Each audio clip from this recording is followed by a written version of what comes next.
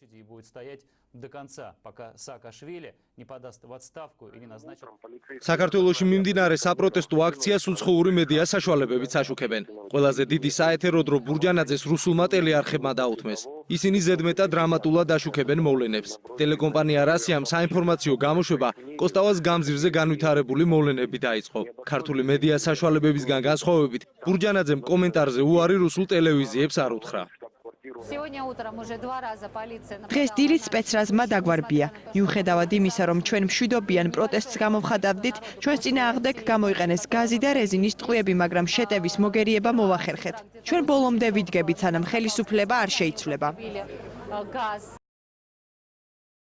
რუსული პრესა განსაკუთრებულ აქცენტებს ძალოვანების მხრიდან ძალის გამოყენებაზე აკეთებს.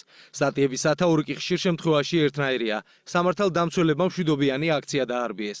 არაადეკვატური ინფორმაცია ვრცელდება დაშავებულთა და დაკავებულთა შესახებ. გამოცემები წერენ, რომ სპეცრაზმა მოხუცების მიმართ განსაკუთრებული სისასტიკე გამოიჩინა და დაკავებულია ათობით ადამიანი.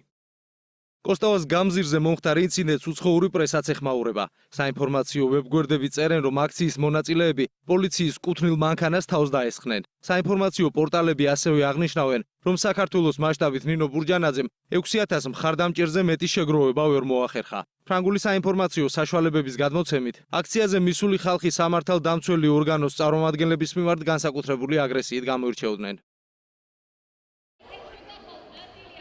საინფორმაციო სააგენტო როიტერი აქციის მონაწილეების აგრესიის სამსახურ ვიდეო მასალას ავრცელებს. ლედინინომ როიტერს ინტერვიუ ინგლისურ ენაზე ქართული აქცენტით მისცა. მან აღნიშნა, რომ საქართველოში რევოლუცია დაიწყო.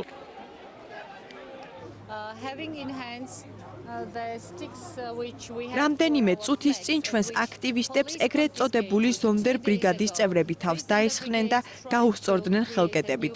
ჩვენ ადეკვატური რეაქცია ვიქონიეთ. რევოლუცია დაიწყო. უცხოური პრესა იმასაც წერს, რომ დედაქალაქის მცხოვრებნი აქციის მონაწილეთა ქცევებით უკმაყოფილოები არიან.